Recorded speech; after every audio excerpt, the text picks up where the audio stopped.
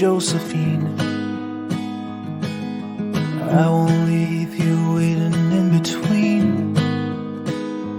And the cigarette you bummed from me is almost burning out. You suck it till your fingers burn and then you throw it on the ground. Bienvenue dans l'épisode 27 de la saison 2 du podcast Les enfants vont bien.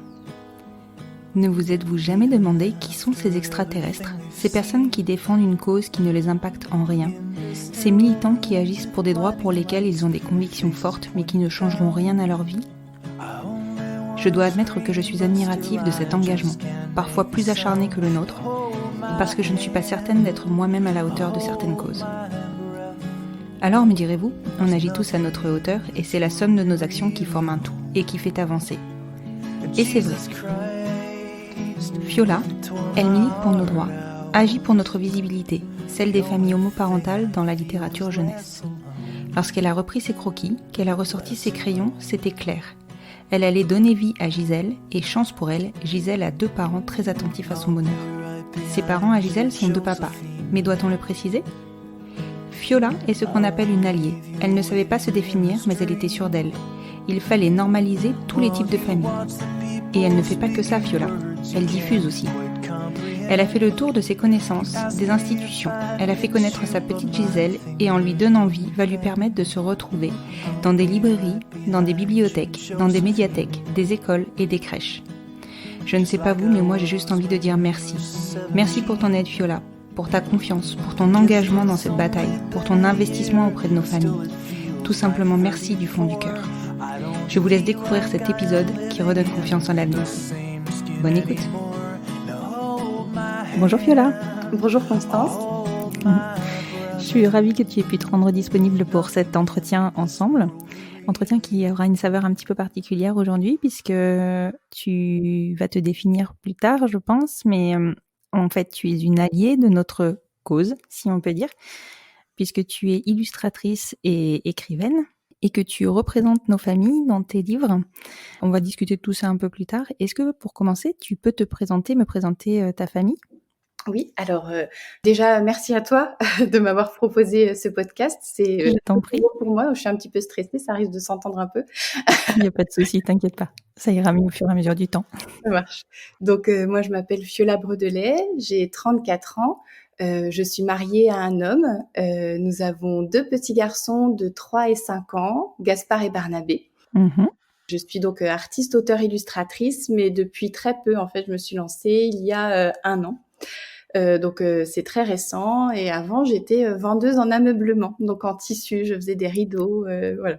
D'accord, donc rien à voir. Rien à voir, mais je dessine depuis que je suis vraiment petite. Et ça faisait longtemps que ça me titillait de faire quelque chose avec tous les dessins que je faisais depuis longtemps. Et du coup, qu'est-ce qui a été le déclic ? Le déclic, je pense que c'est mes enfants. Je crois que c'est le déclic pour pas mal de personnes en général. Ce sont des révélateurs, hein. Oui, c'est vrai, hein. On se découvre, je trouve, quand on devient maman ou papa aussi d'ailleurs, hein, on se découvre aussi. Et en fait, quand j'ai eu mon premier garçon, je me suis remise à dessiner. Avant, je peignais sur des toiles, plutôt, je faisais de la peinture. Et à la naissance de mon garçon, je me suis mise à dessiner des dessins vraiment d'enfant pour lui. J'avais envie de le dessiner lui, comme je me le représentais. Et puis quand il a grandi, j'ai eu envie de lui raconter des histoires. Et puis du coup, c'est venu comme ça en fait, avec l'idée de... j'avais envie aussi de rester plus longtemps avec mes enfants. Et quand on a eu le deuxième, d'être dans la vente, de rentrer très tard le soir, de partir tôt le matin et de pas les voir, c'était dur. C'était trop dur pour moi, j'avais plus envie. Donc du coup, j'ai pris une décision un petit peu risquée, hein. J'ai abandonné, je me suis dit bon allez, on tente le coup. Et puis j'ai de la chance parce que mon mari me suit à 100%, qui est pas simple, hein. Si j'avais dû faire toute seule sans appui, ça aurait été un peu compliqué. C'est clair que se lancer dans l'aventure entrepreneuriale sans avoir d'appui, c'est très, très risqué et compliqué. Ouais, c'est ça, c'est les 2, oui, c'est risqué, c'est compliqué parce qu'on fait face à des très belles choses et puis à des choses plus compliquées. Donc si on n'est pas soutenu, c'est dur. Donc du coup, vraiment le déclic, ça a été mes enfants. D'accord. Et donc de suite, tu t'es dit que tu allais te lancer dans un album ou tu pensais te lancer seulement sur des illustrations ? Est-ce que tu avais une idée assez définie de ce que tu allais faire ? Alors l'album, en fait, au départ, j'ai commencé par l'album. L'album est vraiment né aussi avec mon petit garçon. Donc le livre que j'ai écrit, donc c'est Gisèle, c'est pas grave. C'est un premier album et en fait, c'est le premier d'une série qui est en cours de conception. Donc c'est l'histoire d'une petite fille de 4 ans qui est pleine d'imagination. Et accessoirement, cette petite fille a 2 papas. Donc l'idée des 2 papas, elle m'est venue parce que on vit dans une famille très ouverte. Alors depuis que je suis ado, en même temps, je suis de nature vraiment très très relaxe sur le sujet. Enfin, ça a toujours été quelque chose d'important pour moi de pouvoir évoquer le sujet. Je me rappelle que ma nièce, elle devait avoir 8 ans et je lisais un livre, ça s'appelle Sarah Waters. C'est l'écrivain, c'est Sarah Waters. Oui. C'est comment ça s'appelle? Caresser le velours. Et je me rappelle, Oui. je lisais ça. Tu connais? Tu l'as déjà lu? Oui, je connais, oui, tout à Ouais. fait. Et donc je lisais ça, elle avait 8 ans et sur la couverture, il y a 2 femmes qui s'embrassent et elle m'avait demandé: «Mais tata, mais c'est quoi?»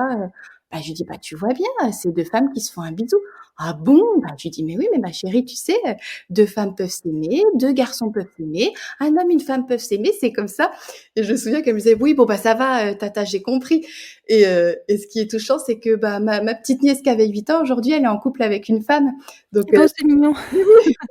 je trouve ça super mignon en fait. Et donc et quand elle nous l'a dit, elle n'a pas eu vraiment de souci à nous le dire. Enfin, c'était pas voilà, pour elle, ça s'est fait assez naturellement. Et je trouve ça vraiment mignon du coup quand je me souviens, je trouve ça rigolo.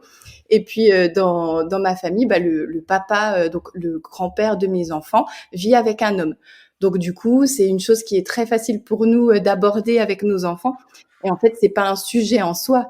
C'est que quand ma nièce vient avec sa copine, bah, on la présente comme son amoureuse en fait, pas comme sa Oui. copine, mais comme son amoureuse parce que c'est son amoureuse. Et quand papy vient avec tonton Christophe, bah ouais, mais tonton Christophe, tu sais que c'est l'amoureux de papy Gilles. Et c'est vraiment trop mignon parce que j'en parle comme ça à mon fils depuis qu'il a 2 ans à peu près, depuis le jour où il peut comprendre un peu, tu sais, quand tu discutes avec l'enfant et tout ça. Et maintenant, dans ses jeux, il a vachement intégré le fait. Et hier, il jouait avec des bonhommes et il a construit des trucs en Lego et tout ça. Il me dit: «Bah, tu vois là, maman, ça c'est 2 mamans et puis elles ont un petit garçon et puis là, bah, là aussi c'est 2 mamans». Ah, je lui dis: «D'accord». Et à l'école, l'autre jour, il me racontait qu'il a lu une histoire avec des personnes mariées et il m'a précisé, il me dit: «C'était des mariés, un homme et une femme, maman». Ah bah, je lui dis: «C'est Oui. bien qu'ils me le disent». Je lui dis: «Parce que tu sais que 2 femmes peuvent se marier, 2 hommes aussi?» Il m'a dit: «Bah oui». Et il a 5 ans et je peux te garantir que c'est ma plus grande fierté. Ah bah, c'est clair, niveau ouverture d'esprit, waouh! Et oui, mon petit garçon a tout compris. Et l'idée du livre, c'est que j'ai vraiment envie, en fait, que je trouve ça super cool que mon fils ait compris. Le plus petit, il a 3 ans. Bon, bah, lui, il pige pas encore, hein. Il est un Mmh. peu à l'ouest, mais le grand a compris et j'ai vraiment envie que les enfants de mes copines, que les enfants de mes copains comprennent aussi que en fait, qu'il y a rien à comprendre, mais que c'est un fait, qu'autour d'eux, il y a des enfants, leurs copains, leurs copines, qui ont peut-être 2 papas ou 2 mamans, ou un papa, une maman, ou juste une maman, ou juste un papa. C'est hyper important. Et du coup, quand j'ai dû choisir ma Gisèle, quels parents elle aurait, tout de suite, je me suis dit: «Bah, en fait, elle aura 2 papas». Comme ça, c'est super facile. Les enfants auront de quoi, auront matière à connaître leur environnement. On vit dans une belle société et j'ai envie que dès tout petit, les enfants puissent connaître ça. Parce qu'il y a des parents pour qui c'est pas facile en fait d'aborder la question. Quand j'en parle à mes amis, ils me disent: «Bah oui, mais comment j'en parle? Moi, je connais personne qui Ah oui, est, c'est ce que j'allais te demander. bah oui, non, je peux comprendre, mais du coup, je dis: «Bah voilà, maintenant tu pourras en parler plus facilement avec ta fille». Parce que toi, finalement, ton ouverture d'esprit, elle vient du fait que tu as des couples homosexuels dans ta famille? Bah, même pas, en fait, je crois pas parce qu'adolescente, quand j'en parlais à ma nièce avait 8 ans, donc bon, c'était pas le sujet pour elle. Et j'étais pas encore avec mon mari, donc non. En fait, j'avais pas d'amis, non, j'avais pas d'amis gays ni lesbiennes, mais c'est une nature où je suis vraiment, je suis ouverte d'esprit. Et ça vient de ton éducation, tu penses, ou c'est vraiment juste ta nature? Non, je pense que c'est vraiment ma nature parce qu'avec mes parents, on n'en a jamais parlé. Après, D'accord. ils sont très ouverts parce qu'ils ont, je veux dire, accueilli ma nièce facilement aussi, hein. Dès que ma nièce en a parlé à mes parents, ça n'a pas été plus compliqué que de nous en parler à nous qui étions plus jeunes. Et mes parents, tout de suite, ont dit: «Bah super, c'est cool». Donc il y avait pas de problème. Ils sont ouverts d'esprit aussi. Mmh. Mais on n'en a jamais parlé, donc non, c'est vraiment, assez naturel et du coup, c'est rigolo parce que mon mari, je l'ai rencontré, son père, est avec un homme. Enfin, je trouve ça marrant, quoi. Oui, Les c'est marrant, oui, c'est de la clair. vie, ils sont drôles, oui, oui. C'est clair, vous êtes bien trouvés. Ouais. D'accord, et alors est-ce que tu prévois, de présenter cet album auprès d'institutions type l'école ou dans des centres aérés ou peut-être même faire des spectacles? Enfin, je sais pas si on peut dire spectacle, mais tu vois, faire des lectures? Faire des lectures. Alors, donc moi, j'ai démarré l'aventure, en fait, en lançant une collecte, un financement participatif Mmh mh. au mois de novembre et j'ai vraiment tout lancé en même temps donc c'était pas, j'avais pas un gros, comité d'accueil, je connais pas grand monde et du coup, bon, bah, ça a pris suffisamment pour que je puisse l'imprimer et entre-temps, Mmh. je me suis présentée à des écoles, donc l'école de mes enfants qui ont d'ailleurs, participé et je l'ai lu dans une autre école, donc à toutes les classes de maternelle Mmh. et les maîtresses, autant que les enfants, ont adoré. Ah super. C'est ah oui, non, mais c'était super. La question des parents s'est pas, trop posée, donc il y a des enfants alors ça, c'était mignon aussi parce qu'il y a un petit garçon qui me disait: «Mais moi aussi j'ai 2 papas». Alors j'étais contente, je lui dis: «Ah d'accord». Mais il a c'est pas qu'il a 2 papas, c'est qu'il a un papa et un beau papa. Sa maman s'est D'accord. remarquée, donc c'est pas encore ça. Donc les petits comprennent pas toujours. Il y en a pour qui, bah, du coup, ils passent, à côté. En fait, presque ils s'en fichent, hein, Mmh. c'est pas un problème. Donc du coup, ils passent à côté. Mais l'idée, c'est de vraiment, intégrer ça pour qu'au fur et à mesure du temps, ça reste vraiment ancré, dans le petit cerveau, de nos enfants. Donc oui, je l'ai présenté, en école et ça a bien plu. La mairie de ma ville a participé et on a acheté en fait pour mettre dans les, comment Bibliothèque? pas les bibliothèques, non, les structures petite enfance. Ah super! Oui, c'est super.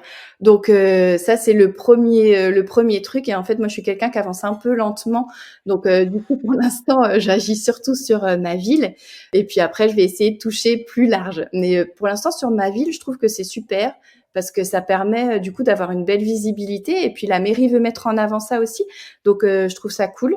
Donc Ah c'est c'est chouette. bien. Ouais, ouais, c'est vraiment bien et puis, j'avais contacté aussi le collectif famille avec qui on a bien échangé. Mais comme le livre est pas sorti encore, du coup, on parle pas vraiment de mon livre, mais ça m'avait permis de témoigner en tant qu'alliée et de montrer que voilà, Gisèle, elle a vraiment, cette ambition, c'est de faire progresser les choses, en fait.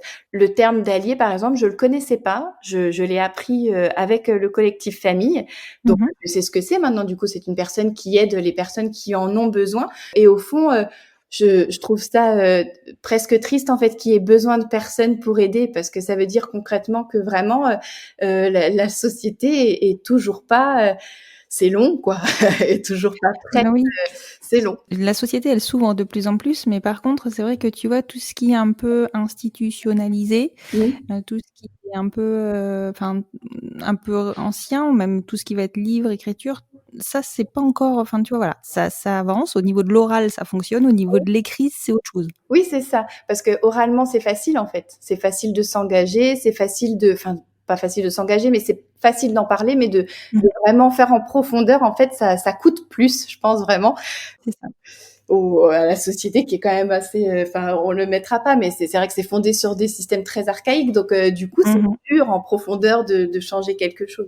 Donc c'est super parce que là, je vois qu'au niveau des albums, petite enfance, bah, ça commence à bouger Ça et commence à bouger. on n'y arrivera pas sans les enfants, en fait. C'est nos Mais c'est enfants. exactement ça. En fait, toi, tu plantes des graines finalement dans Oui, leurs petits esprits pour le moment. Tu plantes des graines et ça va c'est des graines qui vont travailler sur leur ouverture de demain. oui, c'est ça et c'est magique parce qu'un enfant, ça se pose pas de questions et ça enregistre et puis voilà. Ils sont d'accord avec le fait, c'est un fait, point. Mais c'est ça, c'est un fait. En fait, c'est un fait. Donc il y a pas de question à se poser puisque c'est un fait. C'est ça. Ouais, ouais et je trouve ça trop mignon et c'est pour ça que pour le coup, si on en revient au livre, je parle pas d'homoparentalité parce que c'est pas un sujet en soi. On s'en fiche en fait. C'est Mais que complètement. ce soit C'est une famille. Choupi, il a un papa, une maman, ben ouais, c'est bien. Mais c'est pas le sujet. Le sujet, c'est Choupi. Bah, dans les livres pour enfants, on devrait se concentrer et je vois qu'on commence à se concentrer dessus parce qu'il y en a plusieurs là qui émergent. Donc, on se concentre plus sur l'enfant et tout l'univers qui est merveilleux autour des enfants. Complètement.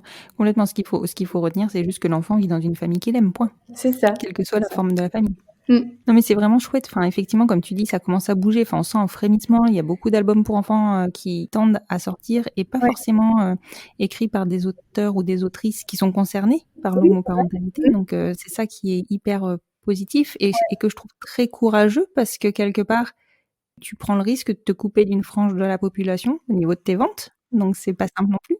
Bah, surtout que ce que je vise vraiment, c'est enfin, j'ai vraiment envie, de dépoussiérer les albums, j'aime pas, hein, utiliser les termes, homoparental, hétéroparental, mais c'est ça.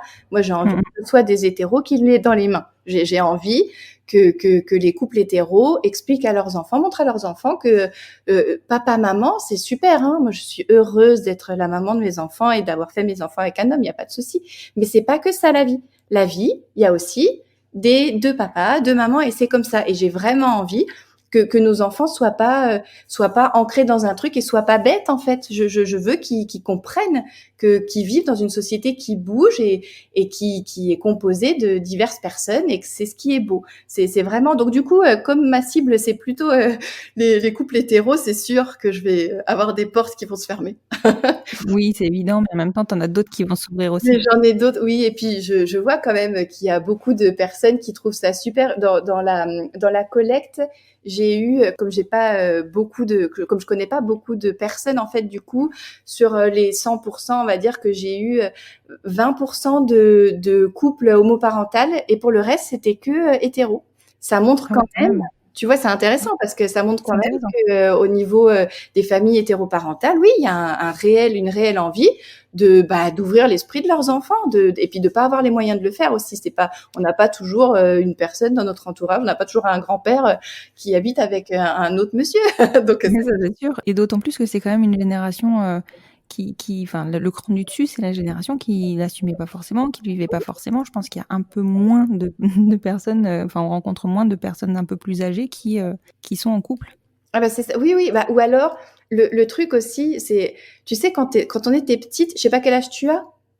J'ai 39 ans.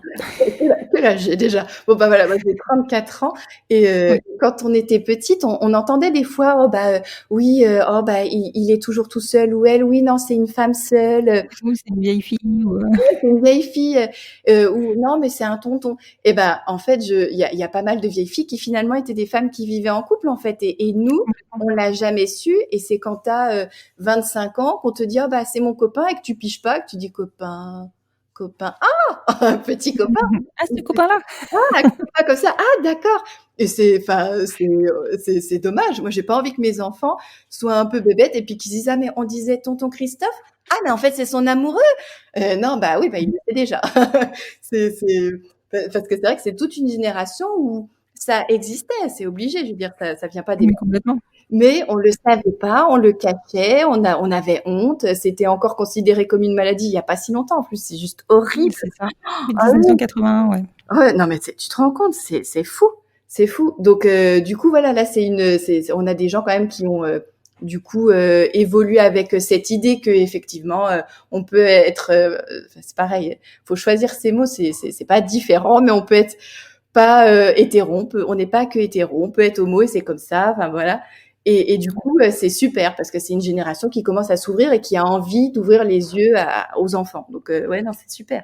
C'est super. Oui, voilà. Et puis, je pense qu'on a une société qui évolue suffisamment. Enfin, on a cette chance-là de savoir déjà d'où on vient et surtout d'avoir une société qui évolue suffisamment vite pour qu'on puisse nous faire avancer les choses. Oui. Et finalement, alors on peut râler, hein, on râle même beaucoup parce que ça avance pas assez vite, mais il faut quand même se rappeler d'où on vient. Ouais, c'est ça. Oui, non, c'est vrai. Oui, donc tu disais tout à l'heure que tu étais rentrée en contact avec le collectif Famille au moment du lancement de ta campagne. Qu'est-ce que tu as mené comme action pour faire découvrir ton livre, pour que ta campagne fonctionne? C'est pas simple, les campagnes de crowdfunding. Est-ce que tu peux m'en parler un peu? Alors c'est pas simple et je m'y suis pas super bien prise. Je Pourtant, tu l'as réussi, ta campagne. Oui, oui, oui. Bah, ça me permet de financer, donc je suis contente. Mais c'est un vrai travail, hein, de lancer une campagne de financement, et ça se prépare Ah vraiment oui. en amont. Et le truc, c'est que moi, j'ai communiqué sur l'idée du livre vraiment que au moment où j'ai lancé la campagne. Et je pense que ça se fait avant quand même. Il faut, il faut commencer avant, mais bon, c'est pas grave. Donc, ce que j'ai fait comme action, j'ai beaucoup envoyé de mails. D'accord. En fait, les campagnes de financement, au départ, tu commences vraiment à en parler autour de toi. Donc, en fait, on parle de premier, deuxième, troisième cercle. Donc, ton premier cercle, c'est ta famille. Donc, si ton projet n'est pas soutenu par ta famille et tes amis proches, c'est mort. Hein, c'est pas la peine de continuer. C'est que ton projet ne marchera pas. Et ensuite, une fois que tu as convaincu ta famille et tes amis proches, tu peux lancer deuxième cercle, troisième cercle. Et moi, le troisième cercle, je pense que je l'ai fait beaucoup trop tard et je m'étais pas assez préparée. Donc, en fait, il y a pas de secret. Plus tu communiques et plus tu as de chances que ça marche. Donc, ça se prépare vraiment avant. Il faut, en fait, se créer un réseau que j'avais pas du tout. J'avais pas... Ouais, non, mais je l'ai fait vraiment... je l'ai mal fait. Mais tu pouvais pas savoir en même temps. Non, mais c'était la première fois et c'était vraiment c'était un boulot de fou. Et puis ouais, je me suis dit, oh, c'est une super idée, alors ça va marcher tout de suite. Non, mais en vrai, si ça a marché, c'est pas pour rien. Oui, bah oui, non, mais je suis contente parce que j'ai quand même réussi à toucher des gens que je connaissais pas beaucoup. On dit que tout se joue les premiers temps, vraiment les premiers jours. Et en fait, les premiers jours, j'ai eu énormément de partages. En fait, sur Instagram, j'ai un petit réseau, mais vraiment un petit réseau. Mais je suis contente parce que beaucoup de personnes et des personnes que j'attendais pas du tout, en fait, ont partagé et ont participé. Et ça m'a bluffé. Par contre, j'ai eu un gros soutien que j'imaginais pas parce que Instagram, ça peut être très bienveillant. Moi, ça va. Vraiment, j'ai que des personnes bienveillantes et j'échange avec pas mal de personnes. Je trouve ça super. C'est en plus, comme je travaille à la maison, ça permet d'avoir comme des collègues un peu virtuels, tu vois. Et il y en a certains que je rencontre en plus. Donc ça, c'est cool. Mais du coup, j'ai eu un gros soutien en fait d'Instagram, mine de rien, Instagram et Facebook. Et ensuite, pour atteindre le troisième cercle, c'était plus compliqué. Et si j'avais bossé avant, je pense que j'aurais pu faire plus. Mais idéalement, là, ça m'a permis quand même de pouvoir financer l'impression, donc c'est top. C'est top. Ouais, c'est déjà super. Et c'est quoi le troisième cercle, du coup? Le troisième cercle, en fait, c'est tout ce qui est presse, en fait. Donc la presse, moi, je l'avais contactée. Donc j'ai eu un article ça s'appelle Le Bien Public. Donc c'est l'article de ma région, en fait, le journal de ma région. De Bourgogne, Dijon. Et donc c'est c'est le journal de Dijon. Donc ça, c'était super cool. J'ai eu un article dedans. Bon, après, Le Bien Public, c'est pas lu forcément par ceux qui connaissent ces systèmes-là. Donc, mais c'était cool. Et sinon, à part Le Bien Public, je m'y suis mise trop tard. Donc, du coup, j'ai pas pu accrocher plus de presse que ça. Donc là, par contre, c'est quelque chose que je suis en train de développer. C'est que là, maintenant que j'ai pu financer mon impression, là, je suis en pleine mise en page et c'est pas une mince affaire parce que je fais vraiment tout toute seule. C'est un challenge. Hein. Je me suis dit, je fais tout. Allez. Du coup, tu es en autoproduction, c'est ça? Bah, c'est ça. Alors, en fait, c'est ça, c'est auto-édition, mais en fait, Auto-édition, pardon. L'auto-édition, c'est souvent considéré comme juste on écrit et puis ensuite on imprime. En fait, je suis pas éditrice parce que j'ai pas monté de maison d'édition, mais en fait, tout ce que je fais, c'est un peu comme une maison d'édition finalement, parce que je fais la mise en page. Donc c'est moi vraiment qui fais la mise en page. Donc je prends mes dessins et avec le logiciel, je refais ma mise en page. C'est moi qui monte mon dossier presse pour pouvoir l'envoyer à la presse. Donc ça, c'est c'est le gros boulot du moment, de monter mon dossier presse pour que lorsque j'aurai le livre en main, que je puisse démarcher comme il faut. Parce qu'en fait, démarcher quand t'as rien, c'est pas ça sert à rien. Ouais, c'est compliqué. Du coup, là, c'est vraiment le sujet des 4 mois à venir. Là, c'est vraiment recevoir le livre, pouf, envoyer tout avec mon dossier presse et puis trouver des librairies.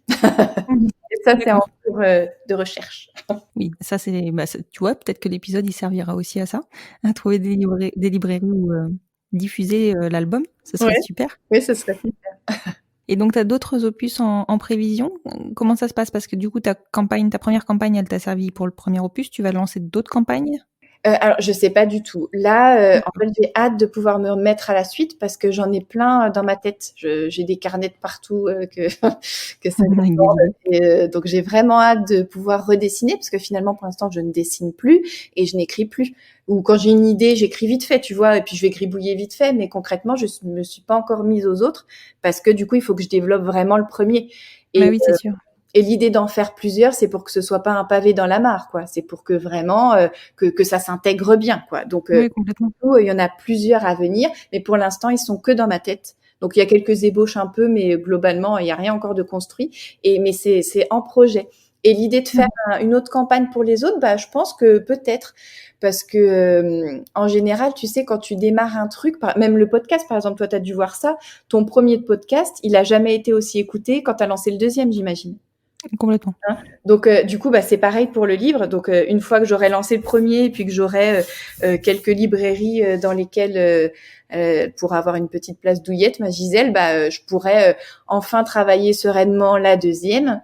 Et puis, je pense du coup que peut-être je ferai appel à... Ouais, je relancerai ça parce que c'est vachement cool. En fait, tu démarches du coup, puis tu te crées une communauté. Et même si c'était pas une très grosse communauté pour la première, bah, c'est que des échanges bienveillants, en fait.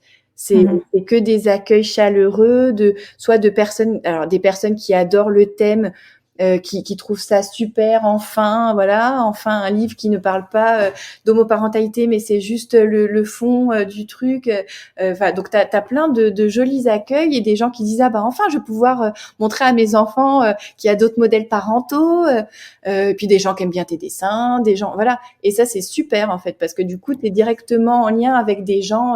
Pas en face à face parce qu'en ce moment c'est compliqué, mais du coup tu communiques vraiment avec des vraies personnes. Et cet accueil-là, tu l'as aussi bien de famille homoparentale que de famille hétéroparentale? Oui, oui, oui, mais j'ai eu moins de facilité, mais ça, je pense que c'est parce que du coup, sur Instagram, j'ai plutôt, j'ai plutôt des hétéros, du coup, dans mes abonnés. Et donc, c'est ce que je te disais, je pense sur les 100%, j'ai eu, 20 à 30% de précommandes avec des familles homoparentales. Et j'ai pas réussi à toucher plus de monde, c'était plus des familles hétéros. Parce que j'ai pas une grosse communauté, parce que je connais pas beaucoup de monde non plus. Tu vois, le collectif, je suis tombée vraiment au hasard dessus. Comment j'ai trouvé ça? Je sais plus. J'allais te demander justement. Bah, je me rappelle plus. Si, parce que j'avais découvert le compte de deux papas qui avaient une petite fille trop mignonne et je leur en avais parlé. Ouais, je leur en avais parlé et ils trouvaient l'idée super. Et je crois que c'est sur leur story à eux que j'avais dû voir ça. Et du coup, j'étais allée voir et je les avais contactés. Ouais, donc je crois que c'est à travers. Ouais, je crois que c'est ça. D'accord, ok. Mais surtout que le collectif famille, il est très. Enfin, t'as dû le voir, hein, il est très récent. Oui, c'est très récent, ouais. Oui, complètement.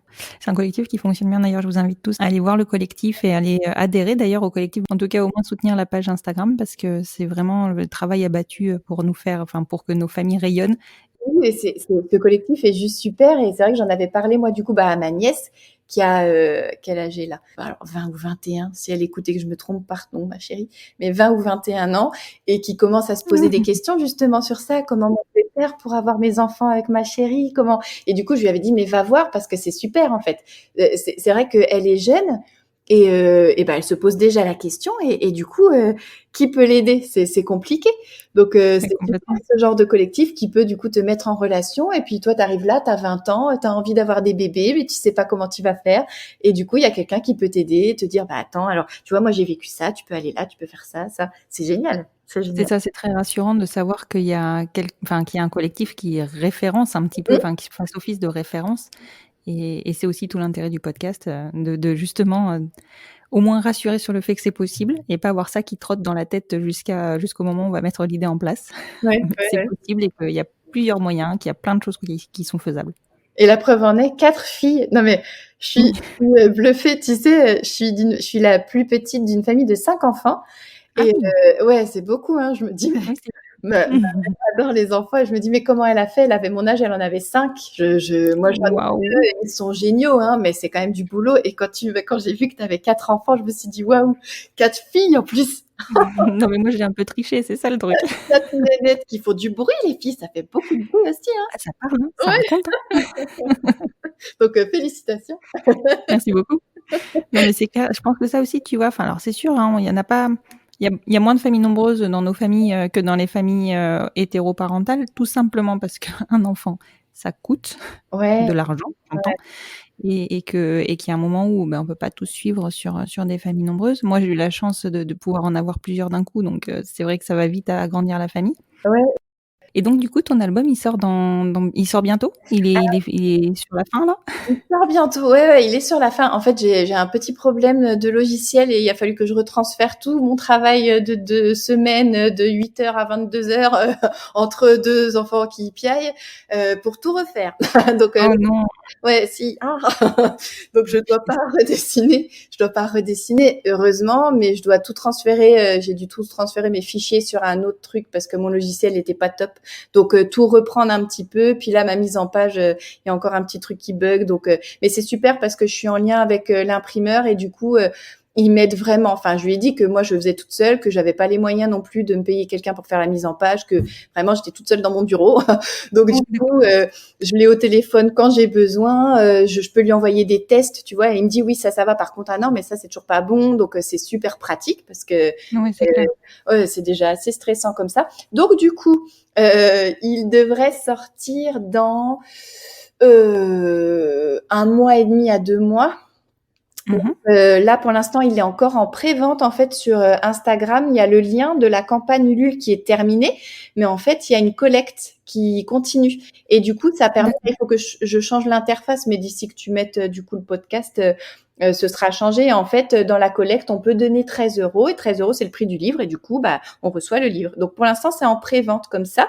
Et puis, quand il sera sorti, ça me laisse 2 mois. J'espère avoir au moins d'ici 2 mois 1 ou 2 librairies. Je croise les doigts. Croise les doigts aussi pour moi. Je croise les doigts et les orteils.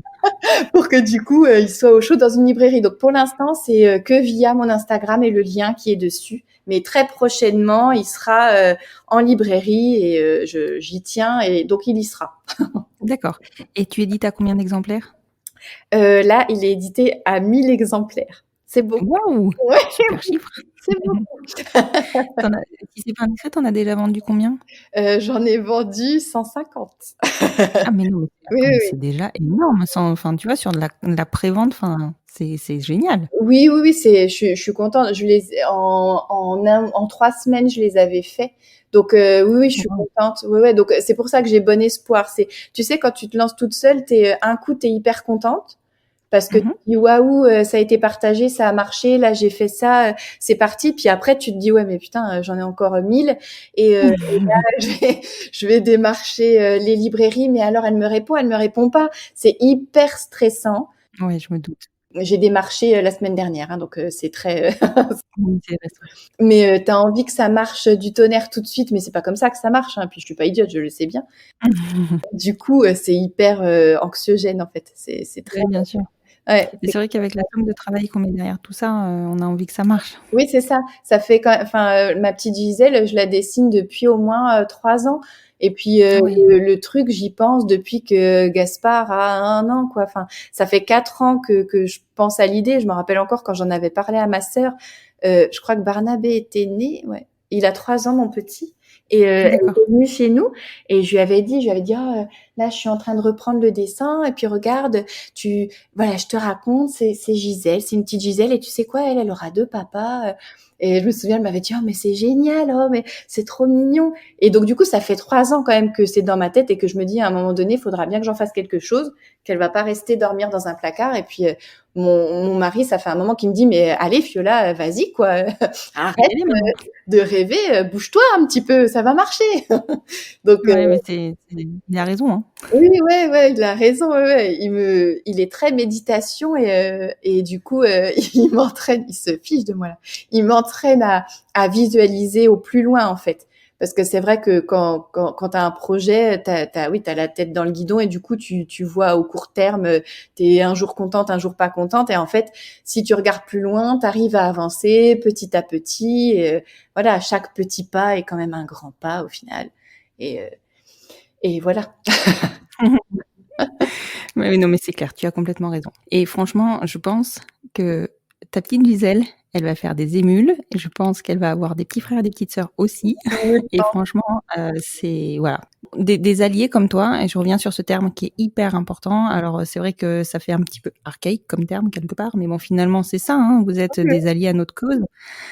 Des alliés comme toi, on en a besoin. On en a plus que besoin. Et c'est grâce à vous que les choses, elles avancent, en fait. Et c'est là où on se rend compte que le travail que nous, on mène, il paye. Ouais. C'est beau. Non, mais franchement, bravo pour ton ouverture d'esprit. Bravo pour tout ce que tu mènes de ton côté et toute seule, comme tu le dis. Enfin, voilà, beaucoup de courage et je trouve ça admirable. Merci, c'est gentil, ça me touche. Et quand j'en avais parlé aux 2 papas et de la petite fille, là, trop mignonne, je me souviens, c'était les premières personnes, du coup, la première famille homoparentale à qui j'en parlais et quand ils m'ont dit que c'était tellement super, je me suis dit: mais ça y est, en fait, tu sais pourquoi tu dessines. Ça, c'est vraiment, parce que quand tu fais quelque chose, des fois, tu dis: «Mais à quoi ça sert? Pourquoi tu le fais? Pourquoi?» Et là, enfin, j'avais trouvé, je m'étais dit: «Mais oui, c'est pour ça que je le fais» et du coup, Ouais. tu me dis ça me touche beaucoup, ça fait vraiment plaisir, merci. Non, mais c'est en même temps, c'est sincère et clairement, je pense que voilà, ça tu ne peux que réussir. Et je vais spoiler un petit peu le truc, mais on a prévu ensemble d'enregistrer un live book club. Mais oui, Oui, où tu nous feras la lecture de ton de ton album, de Gisèle, c'est pas grave. C'est ça, c'est Gisèle, c'est pas grave, hein? Gisèle, c'est pas grave. Ouais, Ouais, c'est pas c'est grave. l'histoire d'une petite fille qui a beaucoup de rêves. Donc ma Gigi, elle rêve d'avoir un chien rien qu'à elle et elle jure qu'elle le sortira tous les jours. Il sera trop chouette son boubou. Il fera des cacas colorés qui sentent la barbe à papa. Ce sera trop cool. Mais papa et papou, ils veulent pas. Berk, non, les chiens, c'est dégoûtant. Mais c'est pas grave parce que ma petite Gigi, elle a Minouche. Et Minouche, c'est un gros chat en peluche tellement doux qu'elle s'en sort comme oreiller et qui ne se plaint jamais. Minouche, il est trop cool, Minouche. Voilà. Ça a l'air génial, franchement, rien que comme tu le racontes, ça donne envie de le lire. Merci. Donc oui, on pourra faire la lecture quand j'aurai du coup vraiment le livre en main. J'y tiens, je veux Complètement. avoir le livre pour pouvoir montrer comme il faut Les illustrations. les illustrations et que le livre soit né. Oui, oui, surtout qu'elles sont magnifiques, les illustrations. Merci, c'est gentil. Donc, si vous voulez découvrir les illustrations de Fiola, donc du livre Gisèle, c'est pas grave, vous pouvez aller sur son compte Instagram qui s'intitule @SuzanneIllustration. Je le mettrai bien sûr en lien d'épisode et sur la publication Instagram, comme ça vous pourrez le retrouver plus facilement. Et voilà. Et je te remercie beaucoup, Fiola, de tout ce que tu mènes, de ce magnifique album qui arrive et des suivants, et surtout d'avoir bien voulu répondre à mes questions. Merci, c'était un réel plaisir, une petite pause café dans ma grosse journée. Et puis, c'est une sans pause pour toi du coup, mais Oui, du coup, je fais un petit peu un flux tendu, mais c'est normal, c'est aussi le jeu. Merci beaucoup, Fiola. Merci, très bon après-midi à toi, Constance. Merci. Et puis, à bientôt. À bientôt.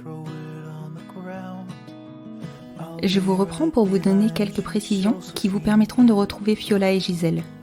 Depuis notre enregistrement, Fiola a reçu ses 1000 exemplaires auto-édités et envoyé les 150 précommandes. C'est tout frais.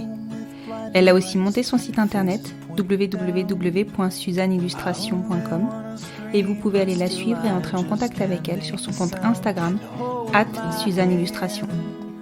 Vous pouvez aussi retrouver son témoignage sur le site du collectif Famille en tant qu'allié. Je vous ajoute bien sûr toutes ces informations dans la description de l'épisode et sur le site internet du podcast. Accrochez-vous bien, www.show.acast.com/les enfants vont bien. Encore une fois, je ne me répéterai jamais assez. Si vous souhaitez soutenir le podcast, vous pouvez le faire en notant le podcast sur votre plateforme d'écoute. Plein d'étoiles, on en a besoin en ce moment. Vous pouvez aussi me laisser un petit commentaire, ça me fait toujours chaud au cœur. Je vous souhaite une très belle fin de journée et vous dis à vendredi prochain pour un nouvel épisode du podcast Les enfants vont bien.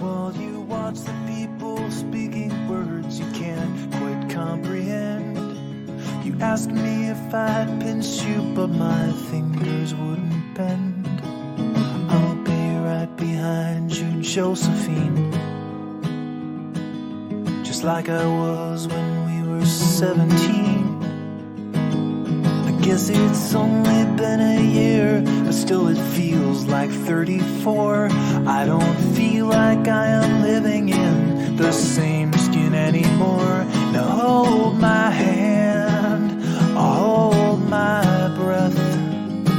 There's nothing in this world we really own. And Jesus Christ, if you tore my heart out, the only thing I'd feel is less alone, less alone.